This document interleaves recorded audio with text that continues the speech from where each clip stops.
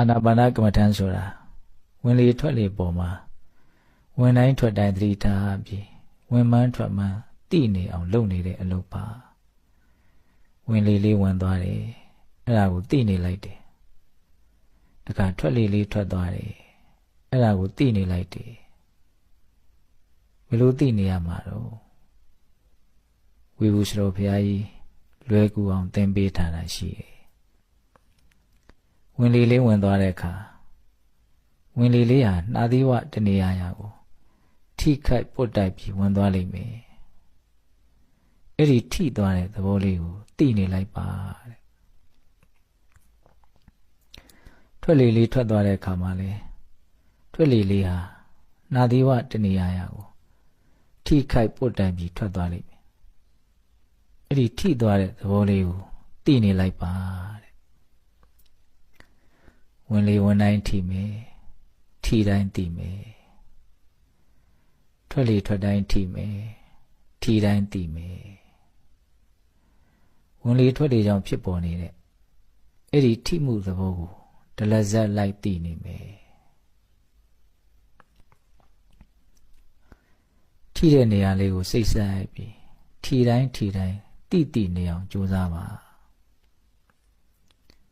စိတ်အေးထားပြီးလှုပ်ပါစိတ်တွေကိုတင်းမထားပါနဲ့ဝင်လေထွက်လေကိုနှေးအောင်မြန်အောင်လှုပ်ပြီးတော့လည်းမရှူပါနဲ့သူ့ဟာသူပုံမှန်လေးဝင်ထွက်နေပါစေကိုယ်ကထိတဲ့သဘောလေးကိုအေးဆေးလိုက်သိနေပါဘာတောင်းတမှုမှမရှိပါစေနဲ့ဘာကြောက်ကြမှုမှလည်းမရှိပါစေနဲ့ဘာဝမှလည်းမမျောလင့်ပါနဲ့ဘာမှလည်းမစိုးရိမ်ပါနဲ့အေးဆေးချမ်းသာကြိုးစားပါတရားရှုမှတ်တယ်ဆိုတာကိုယ်ဘဝကိုယ်ခန္ဓာရဲ့အကြောင်းကိုအမှန်သိဖို့အတွက်လုပ်နေတာပါဘဝဆိုတာမတည်မြဲတဲ့သဘောတွေဖြစ်နေတာအနိစ္စသဘောတွေပါမကောင်းမွန်တဲ့သဘောတွေဖြစ်နေတာဒုက္ခသဘောတွေပါအရှိုးမရတဲ့သဘောတွေဖြစ်နေတာအနတ္တသဘောတွေပါအဲ့ဒီအခြေအနေမှန်တွေကိုကိုယ်တိုင်သိအောင်လို့တရားရှုမှတ်နေရတာအဲ့ဒီအခြေအနေမှန်တွေကိုသိဖို့အတွက်ဒီဝင်လေထွက်လေကြောင့်ဖြစ်ပေါ်နေတဲ့ထိမှုသဘောကိုဒလဇက်လိုက်သိနေအောင်ကြိုးစားကြည့်ပါသိစရာရှိတာကိုသူ့အတူသိလာပါလိမ့်မယ်ကိုလိုကိုတာဝန်ကထိတာကိုသိနေဖို့ပါဝင်တိုင်းထိတယ်ထိတိုင်းသိမယ်ထွက်တိုင်းထိတယ်ထိတိုင်းသိမယ်ဒါကိုပဲအေးဆေးလုပ်နေပါထိတာရုပ်တဘာဝပါသိတာနာမ်တဘာဝပါယုံနာသဘောတွေပဲဖြစ်ပေါ်နေတာပါ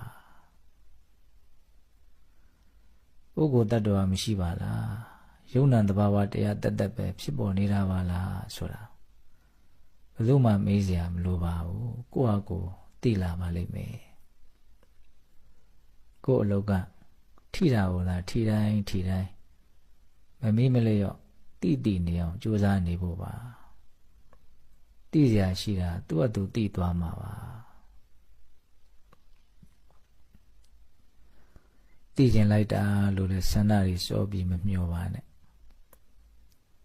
အားလုံးဟာအကြောင်းအကျိုးသဘောတွေရှိပါကိုယ်ကသိကျင်လို့သိတဲ့အရာတွေမှမဟုတ်တာသိစရာအကြောင်းရှိမှသိအောင်လုပ်မှသိတာကိုယ်ကသိကျင်နေဖြစ်စေမသိကျင်နေဖြစ်စေသိစရာအကြောင်းတရားကိုလုပ်နေရင်သူ့အတူသိသွားမှာပဲ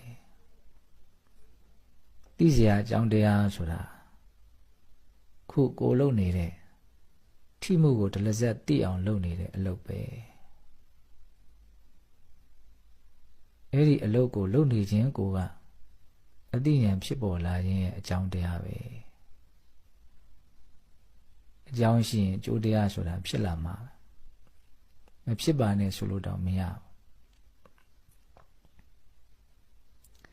ကိုကသာထိတာကိုတတိပြီးတတိဒလဇက်တိနေအောင်သာကြိုးစားပုဂ္ဂိုလ်တ attva သဘောမပါတဲ့ရုပ်တည်ဉာဏ်တွေပဲဖြစ်ပေါ်နေတာပါလားဆိုတဲ့နာမရူပပရိစ္ဆေဒဉာဏ်အတိကိုရလာမှာပဲဩဒီသဘာဝတရားတွေဟာအကြောင်းအကျိုးသဘောတွေပါလားဆိုတာကိုလည်းသိလာမှာပဲပိစိယပရိက္ခဉာဏ်ပေါ့အမှန်ကိုသိရင်သိသလောက်စိတ်ဟာငြိမ်းအေးလာမှာပဲချမ်းသာလာမှာပဲ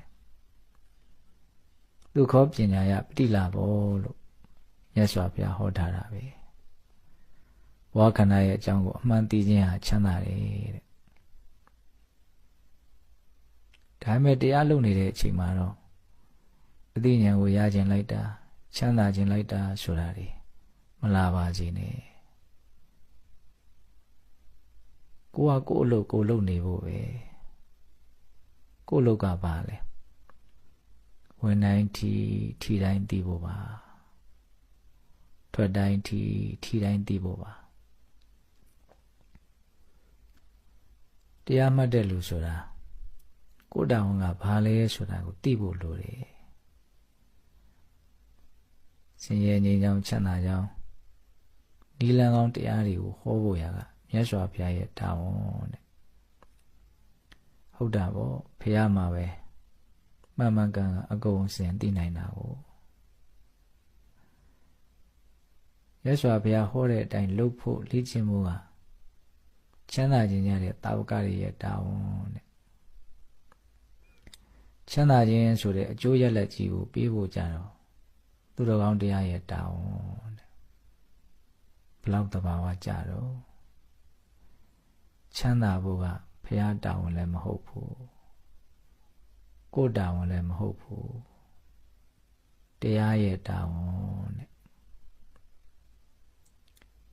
အဲ့ဒီတော့ကိုယ်တာဝန်ကိုကြည်ပြောင်းလုပ်ဖို့ပဲကိုယ်တာဝန်ကထိတာကိုသိနေဖို့ပါ